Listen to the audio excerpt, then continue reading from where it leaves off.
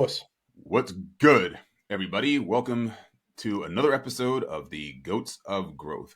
My guest today is Karl Sharman, head of talent at Forgepoint Capital, which is a multi-stage venture capital firm that invests in transformative companies protecting the digital future.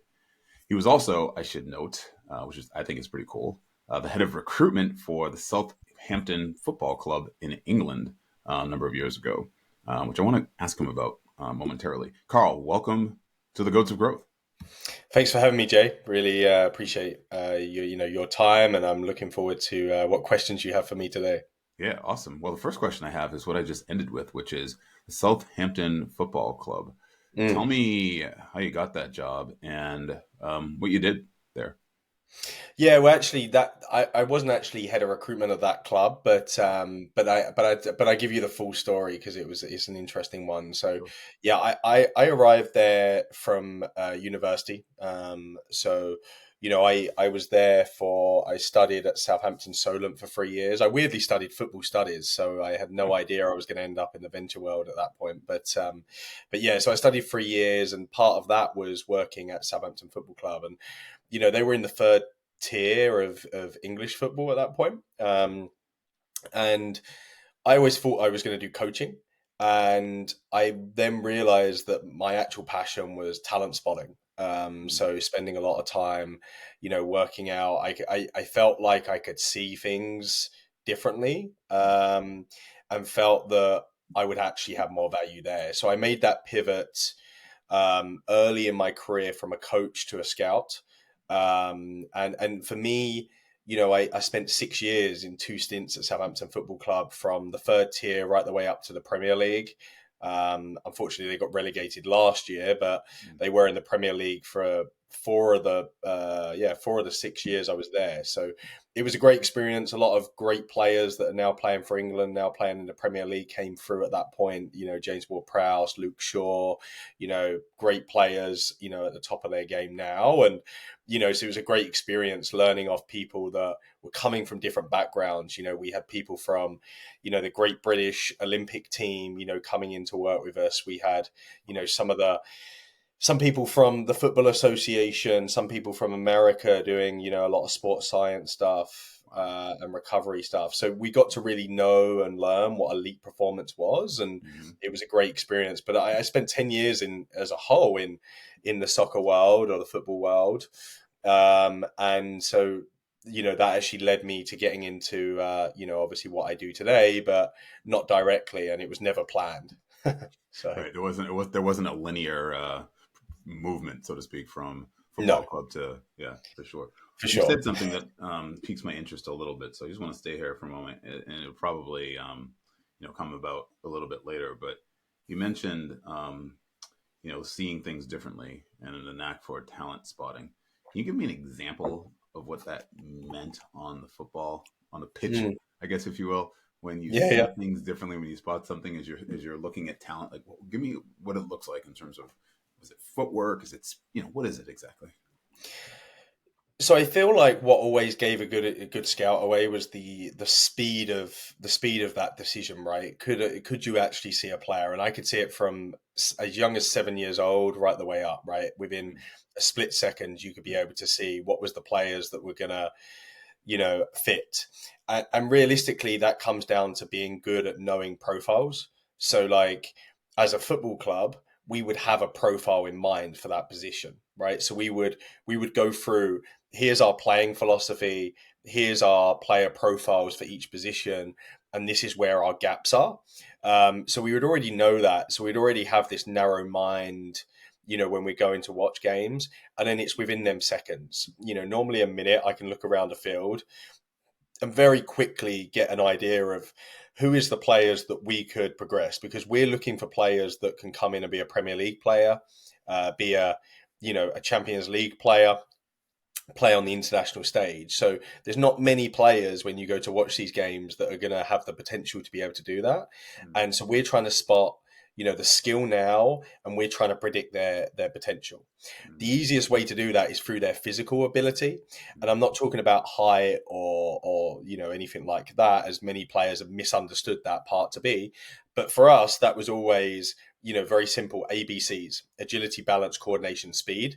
Mm. So, really focused on them attributes. And so within the first couple of minutes of watching players, I'm looking for that: the way they move, the way they transition, the way they change direction, how quick they are on the ground with and without the ball. So there's all these things that are going through my head, Mm. and that's just the first checkbox. Then after that, we would go to technical ability, tactical ability, and then we'd do a psychological, sort of assessment. And then I'd come back from there, and after watching a game, I'd give a report, and the report normally says, it's a long report, but it normally say at the bottom, watch again, recommend, as in someone else needs to see them, or don't watch again. And that's a very simple sort of analysis at the very simple level of how we would work. What was that last part again? Don't watch again? Is that what you said? Yeah, yeah. So we wouldn't watch. So I wouldn't advise watching again, but Yeah. we would revisit within 6 months to a year. But Hmm. we just wouldn't watch it. We'd knock it out the short term cycle, knock that player out, keep him on the database, revisit it in 6 to 12 months. Like watch again is me to go. I'll go and watch again, get another opinion, and then if I recommend, someone else goes and watches that player, and then we obviously get a number of us around the room to make a decision, exactly as you do an interview process, for tech firms, right? You want a number of people all agreeing, all around that room giving their opinions. And that's why there's a lot of similarities in that world to what I do today. Got it. Very good. Okay, very good. So that dovetails nicely into the next part of this, which is as I'm looking at your LinkedIn profile, it says start in May and Yeah. obviously Forgepoint. Talk to me about the overlap before we get into what I Yeah. think really about Forgepoint. Yeah. Yeah, of course. Yeah. So, Forgepoint. So I'll give you an idea. Start May was a search firm. So I got into the recruitment industry as soon as I left the soccer world. Got straight into that world, and mainly that was because a former soccer agent basically had started his own business, and I went there, and Mm-hmm. he saw similarities in me. We had that relationship, and so I made that transition because I just wanted to try something different. The soccer world is a very niche world, and it's a good world, and maybe a world that I will return to at one point. But I felt like I wanted to learn more and have bigger ambitions than that, I guess. But Mm-hmm. but so when I did that, I worked at 3 different search companies. In my third one, start of May, I started working with venture capital firms, mainly because they had access to the client base, and they were a good partner for us from a business development perspective. So that's where that relationship really started. And we got to a point where I had a trusted mentor called Will Lynn. He's now gone out and started his own firm, actually, in the cyberspace. But at the time, he was a partner at Forgepoint Capital. And he'd picked me for a very specific search that I was one of the very few recruiters that could do it at the time. It's a bit different now, but this was 2020, and I did a very good job. Did that search within 3 weeks. It was a CEO search, very complex, but I felt like I knew the space very well, and that impressed the partnership so much that come 2021, they asked me to build another company specifically. So Surefire Cyber was the first company that we built. They incubated it. I was the lead builder. And so they brought me on as a consultant, which is where the overlap occurs, because then I was consulting for Forgepoint on 3 incubations that we ended up doing. And then I arrived full time at Forgepoint middle of last year.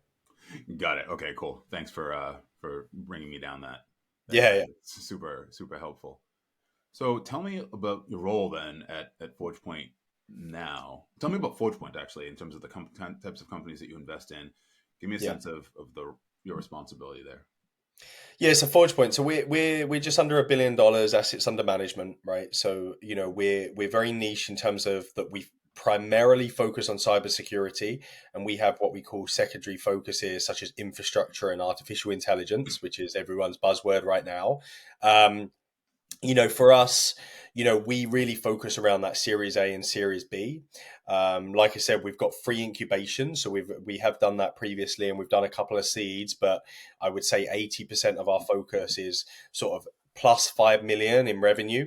And really what we want to do is help them scale into that growth stage, into that, growth equity sort of perspective. So that Series C and beyond. So for us, it's about, investing in the Series A, looking to follow on and support them at Series B. And that's really what we've done. And we've had some successful exits, such as a TV Network, to Sentinel One. And we've had, many other successes that you can see on our website that have mainly come in that cyber or infrastructure space.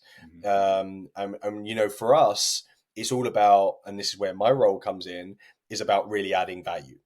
We are pretty hands-on, not hands-on where we're invasive, but hands-on where we can really add value to the founder or the executives of the firm.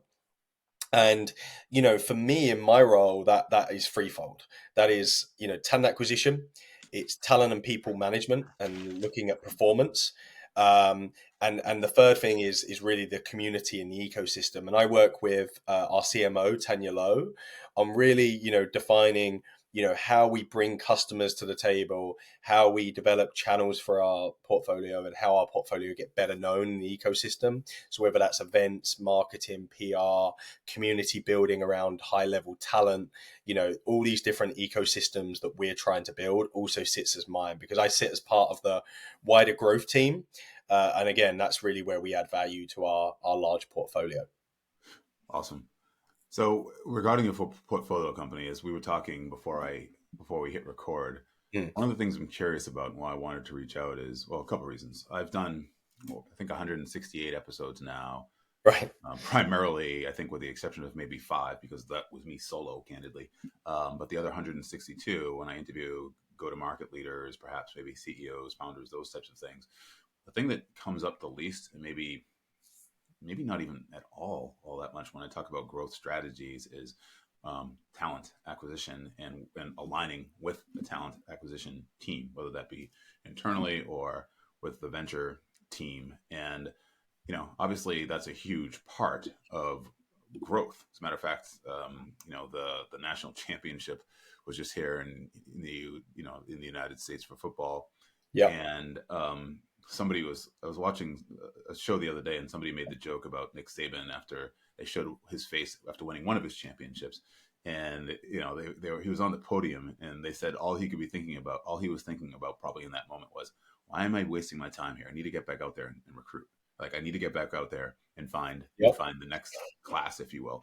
And if you look at, and I love sports, which is why I was so fascinated with your football club experience. But you look at top sports teams, whether it's college or in pros, the ones that are constantly on top always have the top recruiting classes, right? They always have the best recruiting classes. And if in the pros, obviously it's not recruiting classes, but it's being able to identify talent and develop talent. I think you can even go to the Major League Baseball to see some teams that have done that really well over the years. And so as we're in this state of the world right now, where we've just come out of enormous amounts of growth, right? Where talent was tight and it was very hard to find the talent in the time that you needed to.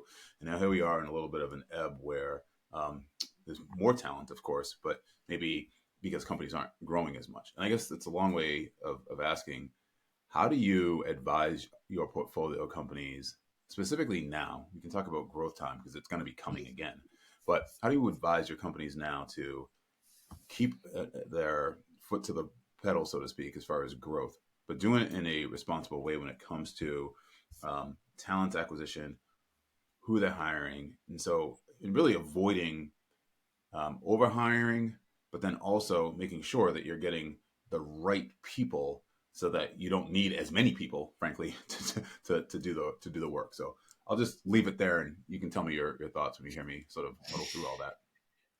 Well, I think firstly you make a great point of how times have changed, right? It was growth at all costs at one point. Now it's cut at all costs, right? So we've gone through a massive transition, and I noticed a pivot, I would say probably about 18 months ago, where I felt that there was a real focus on talent acquisition, and I felt that the change and the pivot that I was trying to get into the portfolio and was successful in most cases is like, we have to focus from, talent acquisition to performance management. And how do we get the best out of people? Because what was happening in, I want to say pre-2022, I guess, that 2021, 2022 timeframe, was we were finding that retention rates were declining in companies, turnover was increasing, and when you look at it, it was because people were just growing, back to that growing at all costs, right? So people were just growing, not putting the right frameworks in place. So not there was a lack of onboarding, high quality onboarding. There was a lack of, this is the only person we can get, so we're just going to hire this person. There was all these sort of scenarios that were occurring, and it sort of led to this thing where, one of the key metrics that I'm really interested in is the ARR by employee, right? So that's one of the key metrics that I look at in our portfolio, is that, if we want this to be a successful entity on a people perspective, we should be able to get higher, ARR per employee, or revenue per employee, depending on how the company is built. But that's really where I focused, and what we were noticing is that was getting lower and lower through that sort of second half of 2022. Mm-hmm. And like I said, there was a number of factors to that, and that was just that pivot where we had to suddenly go, start to prepare, for actually is performance management. And the companies that didn't get to that point of actually managing performance and looking for efficiency in performance, then got themselves into some difficulties, right? Had to then suddenly do mass layoffs. And most companies did layoffs nonetheless. Some have just recorded, profit for last year and still did major layoffs, right? So, it wasn't like you could totally avoid layoffs, but I think the companies that have done it best over the last 12 to 18 months are the ones who have kept themselves very lean and focused on, efficiency within performance. And it becomes very hard if you think about go to market, right? Because in an early stage company where we're focused around Series A, Series B, the average ramp up time for like an account executive is 4 to 6 months, right? That doesn't give you much time if you're trying to get to an annual target to really get a return on that person. And that's where we're trying to educate the companies around, here's the median data for what we're seeing. This is what you need to take in consideration. And then sometimes you have to then adapt the person you're looking for, because you've then got to find that blend of, it's the biggest cost, people are for an organization, but they also give you the biggest return, right? So you've got to find that median of being really clear on, this is what we're looking for, this is what we're expecting them to return, and this is how it's going to, hit our objectives as a business. And I think once you start thinking about that and not just thinking about, we're growing, we need to add AEs, we're going to do this, we're going to do that, everything has to be thought through, everything has to be evidence led, and everything really has to result in greater ARR per employee. I love that. Let me just, when you say that ARR per employee number, what did you find? In other words, was there a leading indicator of, or some a benchmark, if you will, or something where it was like, okay, here's where you need to be given the data that we're looking at? Yeah, so we looked at what we had in the portfolio, and it was incredibly mixed. So then the great thing about the VC community is we all look after each other as Mm-hmm. much as we sometimes compete. I don't think many of us see it as competitors. Mm-hmm. Maybe if we're across the table, maybe more so. But the great thing is that OpenView and so many great VCs have produced some good data on what they're seeing in their portfolio. So we were able to share, and we were able to record our own data, and then we put that into, we mixed that in and got a good view of different benchmarking data to help us. Mm-hmm. And I think, you know employees by ARR, we were looking at distribution of organization by ARR. We were looking at, because that's something else that often companies get wrong. And then we just looked at ARR, per employee. So for us, all of this is really, really important to just considering, where do we need to be, and how are you tracking on that? And obviously there's differences, right? B2C, B2B, Mm-hmm. some companies have a longer sales cycle. There's with any data, as we had in football, right? There's always layers to that data that you need to understand. There's always more context on a qualitative form, but I think it just gives you that margin and that target. And for most CEOs, they don't know what them targets are. They don't know what good looks like and what great looks like. And I think if we're moving from, a startup to good to great and then getting acquired, we need to help them. We need to educate them and give them their metrics. Yeah, and I think at the very least, because you're right. I mean, at the end of the day, there's so many layers to data, and there's so many ways to parse it. But I think that when you can make it less, I don't know what I'll use the word emotional and more data driven, Yeah. more objective as opposed to subjective, at least you're moving in the right direction, and you're getting Mm. better, right? More information, the better. Yeah. Couple things. Performance management often has a negative connotation, but it doesn't always have to be, right? In other words, you're Yeah. not Yeah. saying performance management, okay, that means, okay, we're putting people on performance plans and we're going to move them out so we can lean up, right? There's also another side of that, I would imagine, which is, I think you had mentioned it, like in development, like development of the employees that are there, right? Yeah. Absolutely, yeah. I always go back to the soccer world again, okay, and Mm-hmm. and I think that there was a point at Southampton where the the scouting team, the back office team, they were just seen as a byproduct, right? Everything, all the people that got the most out of everything was the coaching team, and it caused a big divide, right? Because it's a bit like in an organization where the sales team get the most compensation, and the engineering team who give them the product don't see much of that, right? And so we often talk about that compensation, about how you can even it through the company. But on the flip side of that is how you name them, right? So, how do you make the engineering team more customer facing, and stuff like that. So there's a lot that comes through the culture, comes through something simple as naming. So at Southampton, we just called it, we changed everything to the football department or the football operations department. Um, you know, so they got more than just being like back office, because back office has a negative sort of people just see that as a nice to have, like HR, right? Yeah. No one wants to get the call from HR. No one wants to deal with HR, right? So it has that similarity of how do you change that perspective? And for us, it's the reason we call it talent management. I don't tend to call it, people management or Mm-hmm. people performance or even Yeah. performance management. I try and call it talent management for that reason, because talent is better than people. Talent is a very positive word, right? In terms of, oh, you're a talent, has no negative meaning in that respect. So that's something that we try and do. And the word management, yeah, that's the hard thing. That's why we shorten my title to head of talent for that reason, because I think management still has that negative, Yeah. negative association, let's say, on that. So the way we tackle this, to get to your question, is very much around is that we show them what good can look like, and we use live examples. And for us, it all comes down to the founders that we work with. The founders, the executives have to be coachable. They have to be willing to listen. Mm-hmm. So if we've hired the right people or invested in the right individuals, we're more likely to get their input. And then what we do is we back that up by, metrics. We back that up by data. We back that up by, here's some examples of that worked. Why don't we try and go through this, and stuff like that.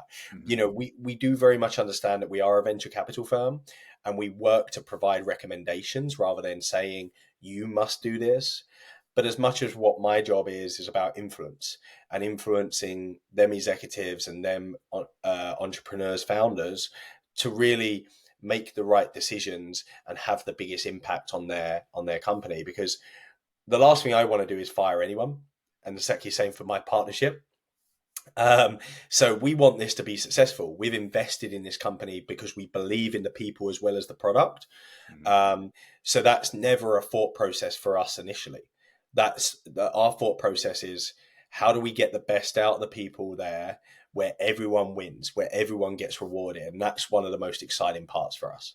So you're working with entrepreneurs within these companies, CEOs, to obviously not only help them acquire and hire the talent, but you're basically coaching them on how to lead and how to coach and how to get the best out of their people as well. Correct. Yeah. Yeah, it's exactly the same. And again, I use a sports analogy, right? If you know, there's no one person in a sports organization making that decision, right? A scout will bring that player analysis in. They would take that to the head of recruitment. The head of recruitment would then have to sell that up to the head coach. The head coach will have to go with the head of recruitment and sell that to the CEO or the GM. The GM's got to take that to the owner. There's all these relationships in there, and it's all about power of influence. It's all about sitting around the table, working on how do we make this better, how do we make this more refined, and it's got to be a team effort. There's if we're leading it or they're leading it, we're not working as one, we're not working together. And that's really the value that we can bring, is that we're an extra set of eyes. We provide data, we provide a high level view that is not inside the organization, so we allow the entrepreneurs and founders to see better and make better decisions. Yeah, that makes sense. I want to go back to something you said earlier before we move forward, which is Of course. distribution by ARR. Tell me, what did you mean by that? You said Yeah, like, of course. Yeah. So, what we tend to find is that when we invest in a company, go to market is very, very small. So, what I mean by that is that engineering is 50 to 60% of the organization, and engineering is an incredibly large spend in the US anyway because of how expensive talent is. That's without any cloud costs and product development costs. Mhm. So, I think for us is we're looking at, if we've got 100% of the pie, how is that split? So when we're doing due diligence on an investment, I will be looking at that. And 9 times out of 10, I will say is that, like I said, 60% of that is in engineering. Mhm. And that, realistically, if you look at that 0 to 5, 30% should be engineering. That's the median, in the United States. Yep. So I often see 60%. So we then have to work through, and I'm just doing it with one of our new investments right now, about once we've invested, what does the org design look like? How do we get a better balance? Because if you're heavy engineering, that means your burn rate is going to be heavy because you're not going to get enough return in order to do that. So making sure that you have the right balance, the right structure of organizational design Mhm. actually leads you to better outcomes, because and it sounds really silly, right? If you put loads of salespeople in, will you get the better result? But no, obviously not. You can't just also throw 60% of sales at it. So he's trying to get the right balance where you keep product innovation going and you keep making sure that the product is efficient and delivers exactly what the customer needs, integrated with that sales organization and the customer success organization that's become critical for companies over the last couple of years. And then you sprinkled in that with the right execs around the table to actually take the organizational forward, and the right operations team. So there's all these different things to think about, but often when we see these investments, they've gone so engineering heavy, they've neglected HR, they've neglected all the back office. They've got a couple of salespeople in there. It's often founder-led sales, which is great because then we can just go out there and help them, restructure this and build this. Mhm. But that's what we tend to see, and that's what we're considering around distribution of the right organizational design. Oh, that's fantastic. Thanks for breaking that down for me. That's very interesting. I want to stick with this whole data thing for a moment because I'm data driven as well. And one of the things that I've been working on, and I'll just be vulnerable here because I've never actually shared this, certainly publicly, except for my little personal AI that I've been working with. But I've been trying to figure out a way to value CROs. In other words, almost like a lifetime value of a CRO. I'm calling it the revenue. So I'm announcing it here first, calling it the revenue leader value analyzer. Kind of like Okay. kind of like an LTV for a CRO. The reason for that is because, we all know that the tenure of CROs is shorter than I think we would all like, right? Like 17 months or something like that. And that, two parts.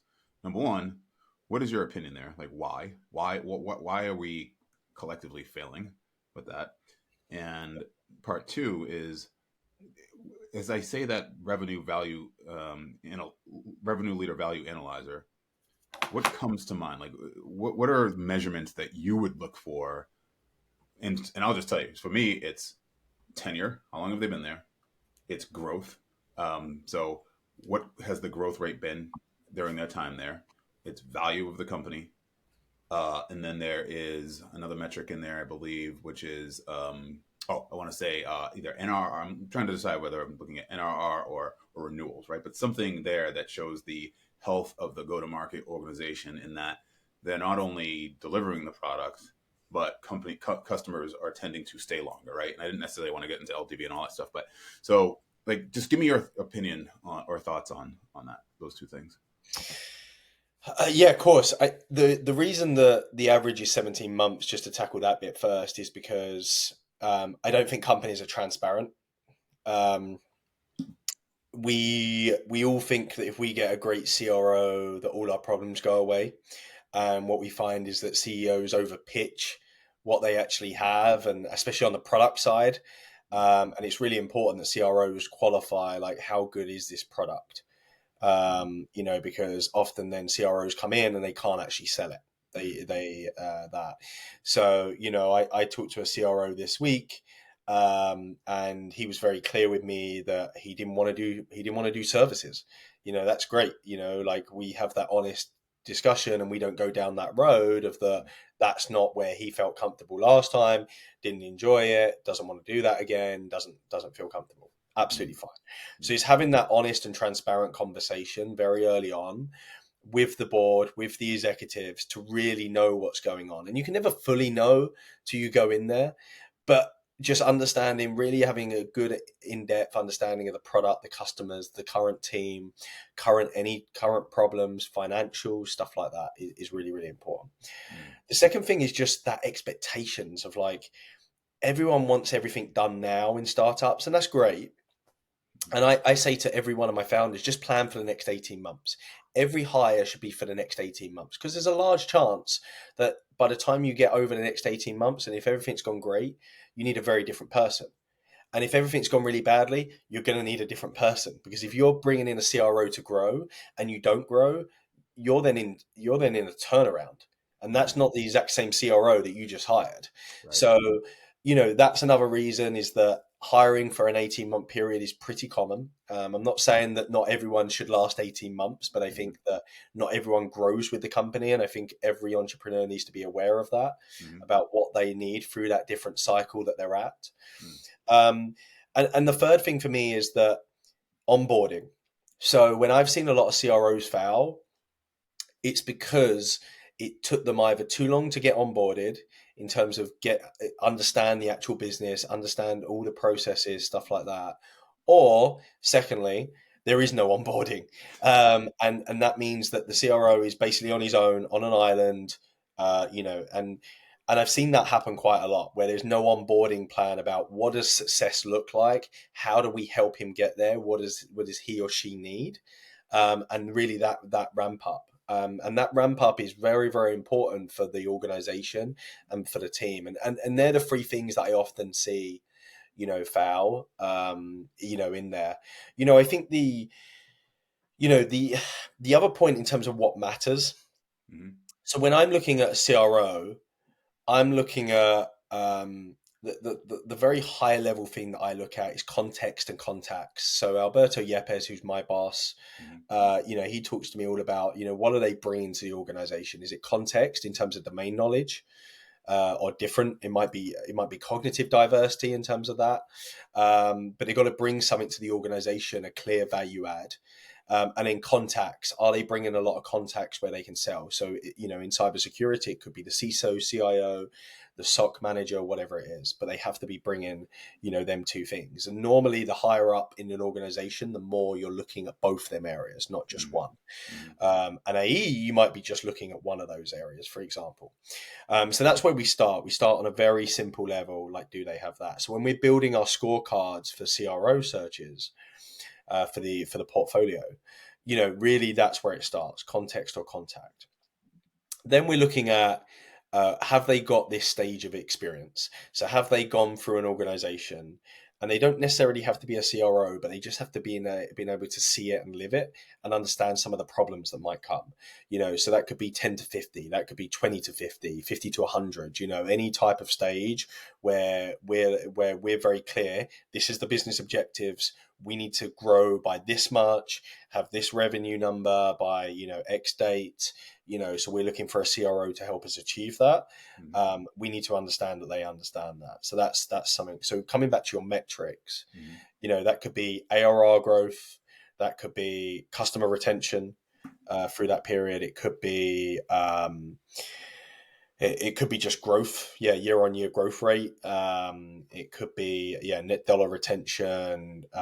We might even look at like what the sales spend was. We might go really specific, because we might be like, hey, we've got 5 million in the bank with this company. In your last organization, you were spending 25 million a year. You're not going to have that here, right? So again, it comes back to that honest discussion of, I can't give you 40 AEs. If you need that, this isn't the organization for you. And I've made that mistake in hiring before of a CRO, in terms of where brought them from a big company.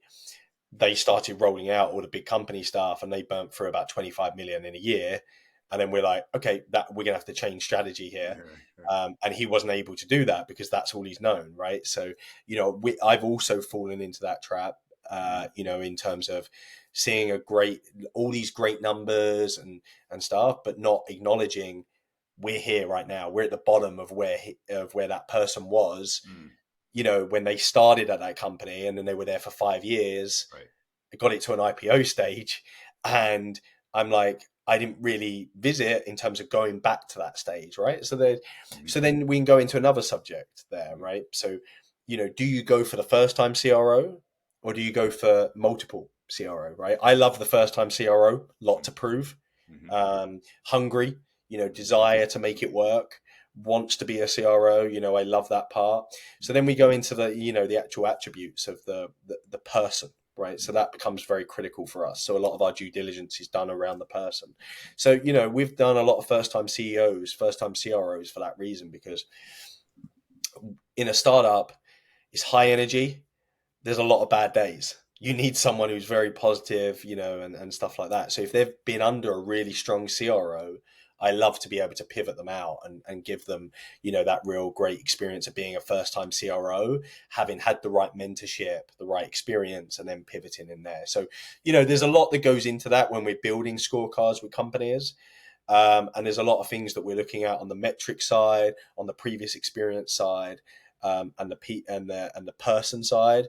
And they're the 3 areas that we're trying to focus on when we build these scorecards, to try and identify and try and think about, what does a top CRO look like? And it's a bit like, if you think about like, let's go to Tom Brady, right? We keep it on sports. Like, Tom Brady isn't the best NFL player because he can't tackle, right? He's not. You're not going to see him out there kicking, right? So you can't say he's necessarily the best NFL player, but he's probably one of the best quarterbacks, if not the best quarterback, right? So, like when we're talking about high quality, and I'm a big believer in A players attract A players. When we're trying to find that A player, it's that A player related to the company that we're hiring for, not A player. Like, I don't need to go and hire, if I'm looking for a CEO for one of our companies, I'm not going to try and hire Kevin Mandia from Mandiant, right, as the CEO from there to there. It's just not going to work. Right. So we're trying to look for, when we're doing what we call detection of the right candidate, we're trying to find the best person that fits our scorecard. And that's really where we try and focus our time. One other question I want to ask you this before we get into the rapid fire 5 to wrap it up is, you mentioned onboarding and the challenge there. Either there is no onboarding or the onboarding is poor. In this example that you just gave, in terms of, let's call it founder-led sales, the hiring a CRO, right? Yes. Whose responsibility is the onboarding? In other words, is it the CEOs? Is that the COO? Is there even a freaking people officer or somebody even at the portfolio company? Probably not at that point, but or maybe depending on, I guess, what stage they're in. But tell me about that. Whose responsibility is it, and how can you make that more effective? Yeah, absolutely. So I'll take it back a stage. So if it's been founder-led sales and you're pivoting to your first sales leadership hire, you know, that could also be a VP of sales, a head of sales, SVP of sales, because the coming back to the onboarding, the CEO may have not onboarded someone at the CRO level, and that's normally a more experienced person looking at slightly different thing, right? So we might start there as that sort of first step, that bridge, just to get them more comfortable, and then either that person grows into the role or they bring in a CRO, 12 to 18 months further down the line. So it all depends on what the company is most comfortable, how do we attract the right person, stuff like that, to go on that first point. The second point is, to your actual question, is it comes down to what the organization has. So it could be they've got a HR person, it could be that they've got an interim HR person that's going to help with that. But really, what it has to be led by the CEO. So I always go back to Elon Musk. Like when he was building Tesla, he interviewed every person. I think it was about up to about 3,500 employees that he was still interviewing every person as the last interview. And I push that on our CEOs that they should want to at least have one, even a brief conversation with the candidate to make sure that they're aligned to the culture and that no one's been blinded by the fact of like, I've known this person for 15 years, this person's my friend, stuff like that. So everything is the responsibility of the CEO. And so they should lead that, especially if it's a CRO, because there's no role, in my opinion, that's more important. I'm sure a lot of people would disagree with me, but in terms of the outcome of the organization, the CRO has, probably the second most influence on that outside of the CEO, right? So, they have to get that hire right, and that means they have to communicate and onboard and spend time with that person, preferably face to face, and really lead that. You can have a HR person, you can have a CFO, a COO, but they're only going to take care of the paperwork, the technology, the financial, documentation, all that sort of stuff. They're not actually going to get the people onboarded, ramped up, making them successful. That's really a CEO role, and that's an important part of that CEO, because the CEO role is to drive the business forwards and lead the people, through each stage. And that's why the best leaders and the best people managers make the best CEOs, in my opinion. And that's a fantastic way to end this portion of the podcast, because you're right. It's perfect. You said it. You said it really well. All right, you Okay, ready for the rapid fire five? I'll ask you five questions, absolutely. five answers. Let's do All it. right, fantastic. First question, very simple. What motivates you? Oh, that is a very large question. Um, I keep it. I love keeping everything in freeze. So Sure. I keep it to free. So making a difference, like actually seeing the impact. So making a difference sounds pretty weak, right? In terms of just it doesn't really mean much. But I think like seeing the impact, if I can visibly see it or feel it, that motivates me. That motivates me to really inspires me, I guess, in that respect. Connecting people is probably number two. Like I'm I'm an outgoing person. I love talking to people, coming up with new ideas, and stuff like that. It's interesting because I work from home, so I have to find that in a new balance, which I really like. But yeah, it's been a different transition from being in the office pre-pandemic. And being in the room where it happens is a fascination of mine. I when I'm in the right rooms and feel part of it, that has a huge impact on my motivation and really output. Love it. Name a big goal you have right now, and when would you like to accomplish it? Personally or professionally, by the way, could be both. Yeah, yeah. That's really. There's a lot that sort of come to mind, but Yeah. I've always had the ambition of being CEO of Disney. This is probably the first time I'm saying it in this Love it. sort of setting, Yeah. but like that's always been like Disney is a business that I've always followed. Bob Iger, the current CEO, has been someone that I've studied as sort of a great CEO. And the way they've done acquisitions and built that business has always fascinated me. So, that would be a very long term, ambition, but that's always been something that's always really interested me is that business and how that business has really, accomplished what it's done, which has been magnificent. Give me the long term. Give me a date. Oh, the yeah, let's go 2050. Let's see where we are at that point. Yeah, It's funny. It's exactly the number that I had in mind too yeah, yeah. when you mentioned it. I've never put a date on it, so yeah, There you yeah. go. What's your most preferred way to learn new information? I'm a very kinesthetic learner, so I love through doing. So, when you think about the numbers, the data points, right?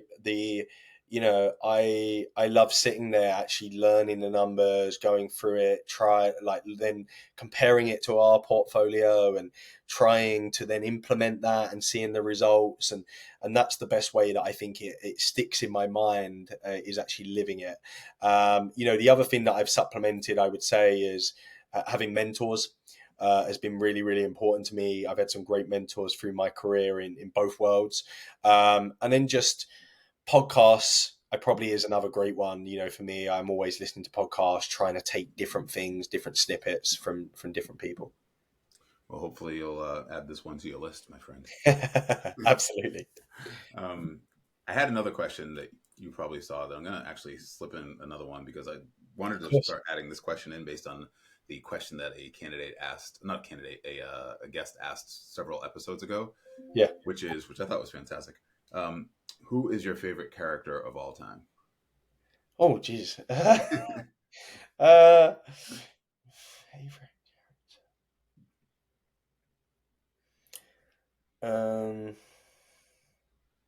there's a few that come to mind. I'd probably go. Um, when we talk about being in the room where it happens, Hmm. if you think about like Bobby Axelrod from Billions, Hmm. he's always in that room. Hmm. And if he's not in the room, he makes sure he gets in the room.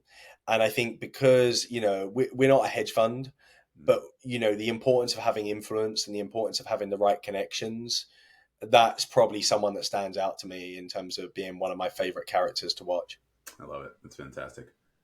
Last question before we get into the bonus question. What's your favorite thing to do when you aren't working? Oh, sports. I mean, I can never, my whole life, my kids love sports. They play sports.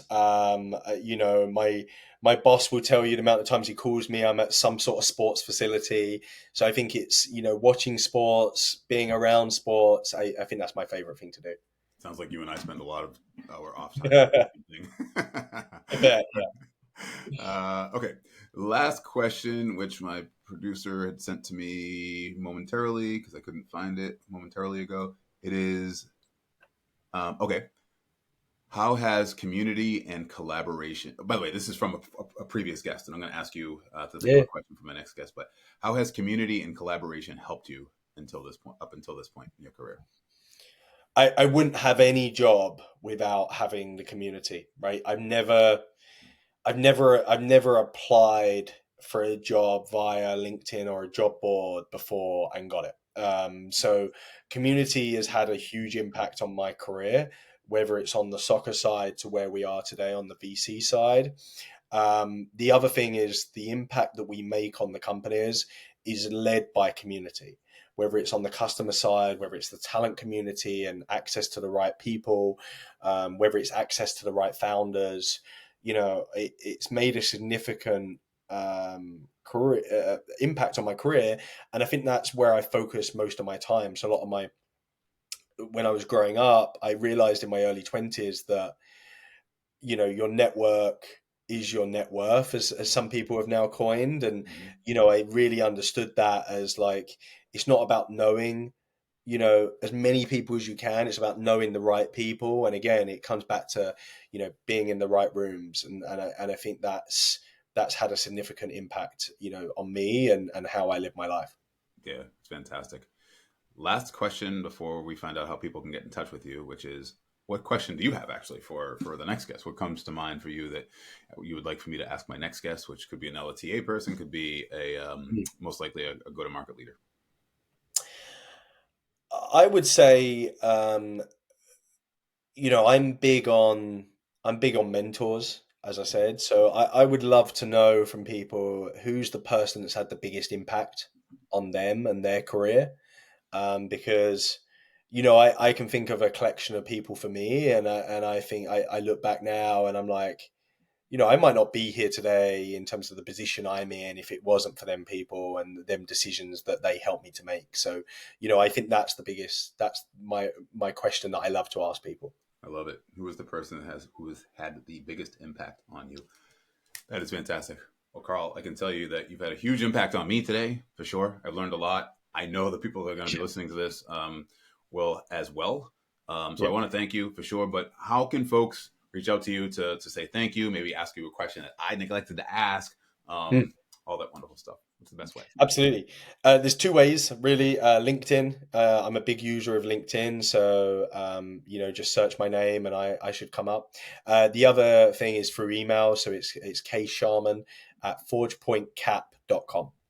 Okay, Sharman at forgepointcap.com. Don't forget, everybody, to I heard you on the Goats of Growth so that he pays special attention to you in his inbox, because I'm sure it's quite crowded. Karl, thank you so much for doing this. I really appreciate it. Thanks so much, Jay. Really appreciate it. It's been great. Goodbye, everybody. I'm not queuing. Well, is there music after this? I don't think we have music after this anymore. I don't know. But nevertheless, don't forget to subscribe, rate, and review, and tell everybody about it. All right. Goodbye. I'll see you next time.